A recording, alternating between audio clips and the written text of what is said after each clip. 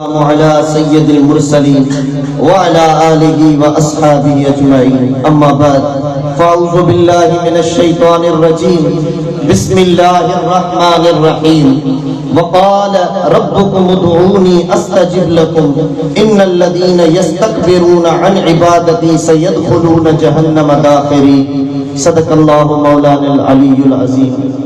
प्यारा दोस्तों, अज आऊं के कुछ मिनटन में बुधाइण चाहा तो अजो की तकरीर हिन फकीर जी कुछ मिनटन जी तवां जे फायदे वारी आ। अजो की तकरीर तवां के निजात ॾियारण वारी आ। अजो की तकरीर तवां जे गमन के लाहिण वारी आ। अजो की तकरीर तवां के वडो फायदे पहुंचाइण वारी आ। सुभान अल्लाह नथा चओ अञा। अल्लाह ताला जे पाक कलाम मथा जेका फकीर आयत तिलावत कई उन आयत में रब्बे कायनात असा के फरमायो आ वकाल रब्बुकुम उदऊनी अस्तजिब लकुम। नचे सुभान अल्लाह। कुरान बुधी अञा जोर सां चओ सुभान अल्लाह, बुलंद आवाज़ सां चओ सुभान अल्लाह, हथ खणी चओ सुभान अल्लाह। अल्लाह ताला जो कुरान तो फरमाए त आई तवां जे पालनहार असा जे रब यानी तवां जे पालनहार फरमायो आहे त मुखा दुआ घुरो त मां अवाले कबूल कयो।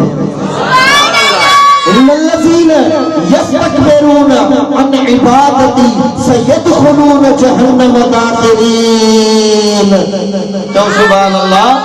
बेशक उहे मानू जेके मुझी इबादत यानी दुआ का मुंह मोड़े था ये जल्द जलील बनाए जहन्नम में दाखिल किया। सुभान अल्लाह। अल्लाह असा दे करम कयो आ मुखा घुरो मां अता कया। पढ़ो सल्लल्लाहु अलैहि या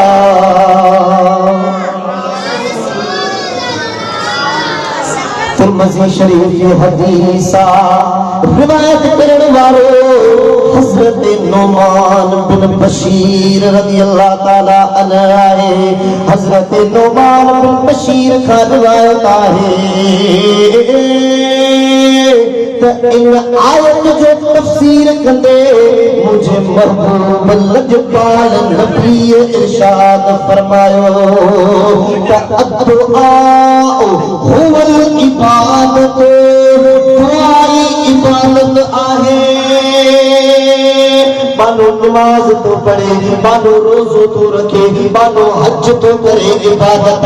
कुरान पढ़ण इबादत, खैरात करण इबादत, मस्जिद में अच्छी वेहण बे इबादत, अल्लाह अल्लाह जिक्र करण बे इबादत, मुर्शिद जो चेहरो ॾिसण बे इबादत, के आलिम सां गॾु वेही उन जो दीदार करण बे इबादत।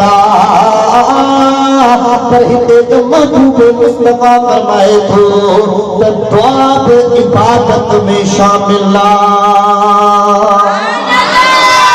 करीब जो सुभान अल्लाह। तिरमिज़ी शरीफ की भी हदीस बुध मुझे सोने हबीब जो असहाबिया हज़रत अबू हुरैरा रज़ियल्लाहु ताला अन्हु तो फरमाए त लजपाल नबी इरशाद फरमायो मल्लम यसअलिल्लाह यग़दब अलैहि। जेको माण्हू अल्लाह का सवाल नथो करे, जेको अल्लाह का नथो घुरे, जेको अल्लाह का नथो मंगे, अल्लाह इन ते कावड़ जे तो इन ते नाराज तो थे। ओ दुनिया वारा ॿुधो ॿुधो ॿुधो, दुनिया वारनि का सवाल कयूं था त नाराज थियनि था। हिकिड़ो भेरो ॾींदा, ॿियो भेरो ॾींदा, नेठ त नाराज थी ॾींदा, पर वाह मुंहिंजा मौला जेको तोखां नथो घुरे तूं उन ते नाराज तो थी, जेको घुरे तो उनखे माला माल तो करे छॾी। नचे सुभान अल्लाह। बुलंद आवाज़ से सुभान अल्लाह। हज़रत खालिद रज़ी फरमायो उम्मत जो मामलो ब अजीब आ, माण्हू जो मामलो ब अजीब आ। जो अल्लाह तो फरमाए मुखा घुरो त मां अवां खे अता कयां। विच में न कोई शर्त आहे न का विधि आहे, बस उदऊनी अस्तजिब लकुम। अवी घुरो त मां अता कयां। रुगे तव्हांजे घुरण जी देर आहे मां रब तव्हांखे माला माल करे छॾींदुसि ओ मिठा दुनिया जे वॾेरनि वटि वे दुनिया जे ऑफिसरनि वटि वे दुनिया जे इंसाननि वटि वे तोखे ख़ाली मोटाए छॾनि पर कॾहिं त रब जे दर ते अची ॾिस कॾहिं त मालिक करीम जे दर ते अची ॾिस त मुंहिंजो मालिक करीम तोखे माला माल करे छॾींदो जेको रब जे दर ते ख़ाली झोल करे ईंदो रब उनखे ख़ाली झोल भरे ॾींदो छो दुनिया जे ताबे थियो आहीं छो दुनिया वारनि जे पोयां लॻो आहीं हलिया मुंहिंजे रब जे दर ते रब खां घुर छाके वञी छो ॾींहंनि जो थिए वठ पंजक करीम जी जग जो वाली जो सुखियो हूंदो जो इश्क अल्लाह सी दुनिया जा यार कूड़ा थई दुनिया जा यार बेवफा थई जे वफादार आ त मुंहिंजो मदीने जो ताजदार आ दुनिया वारा यारी में दुखो बि ॾेई था सघनि पर मुंहिंजो रब करीम अहिड़ो आ जो हिकिड़ो भेरे रब सां दोस्ती रखी रब तो फरमाए ला खौफुन अलैहिम वला हुम यहज़नून जैसा मां दोस्ती रखा न उनखे खौफ हूंदो आहे न उहे बुखारा थींदा आहिनि ओ अता दुनिया जे यारनि सां यारी रखंदे दुनिया जे माण्हुनि सां दोस्ती रखंदे तोखे तकलीफ़ूं ईंदियूं मेड़ा मिलंदई ताना मिलंदई यारी टोड़े ॾींदे यार छॾे ॾींदई पर रब सां दोस्ती रखंदे रब सां मोहबत रखंदे ताना बि मिलंदई मेड़ा बि मिलंदई तूं रब खे छॾींदे पर रब तोखे न छॾींदो सुभान अल्लाह मुझो मतलब तो दुआ करो हर दम पंजे रब का इल्तिजा कयो जे परेशानियों वकोड़े भी वथई ॿियो के दाह न दे जे कर्ज खणो थी वियो वथई ॿियो के दाह न दे जे मुसीबतूं मुश्किलातूं वकोड़े भी वथई ॿियो के दाह न दे दाग पंजे रब के दे जे गुनाह घणा थी विया थई पंहिंजो पाण पिशेमान थी ॿियो के दाह न दे हे गुलाम वटा हे गुलाम वटा रब पाक दे घर में अची करे या पंहिंजे घर जी कुंड में वेही करे ईअं चओ त मुंहिंजा मौला गुनाह बख़्शाया अल्लाह मुंहिंजा मौला गुनाह बख़्शाया वठी मेड़ मोहम्मद आई आया अल्लाह वठी मेड़ मोहम्मद आई आया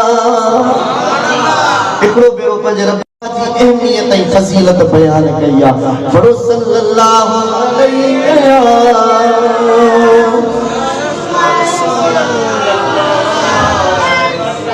अहल बैतन जी सनद वारी हदीस हजरत इमाम ज़ैनुल आबिदीन फरमाए थो त मूं पंहिंजे अपे हजरत इमाम हुसैन खां ॿुधो हजरत इमाम हुसैन फरमाए थो मूं पंहिंजे अपे मौला अली शेर जली फातिह खैबर नबी जे बिरादर असदुल्लाह गालिब हजरत अली बिन अबी तालिब रज़ियल्लाहु ताला का बुतो हजरत मौला अली को फरमाए त मूं पंहिंजे अखियुनि जे ठार दिल जे दिलदार सिर जे ताज नबी आखिर ज़मान का बुतो त मुंहिंजे महबूब पंहिंजी पाक ज़बान सां चयो अदुआ सिलाहुल मुमिन व इमादुद्दीन व नूरुस समावात वल अर्द मुंहिंजे महबूब मुस्तफा फरमायो मोमिन जो हथियार आहे दीन जो खंभो आहे ज़मीन आसमान जो नूर आहे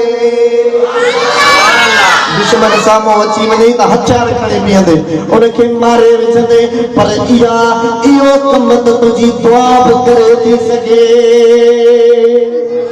हरदम दुआ घुर पंहिंजे मालिक खे बाॾा रब खे बाॾा त सतुर कर सतार ऐं ऐबन उघाड़ी आहिया बदी भिखण वार ॾेई पाक पनाह जो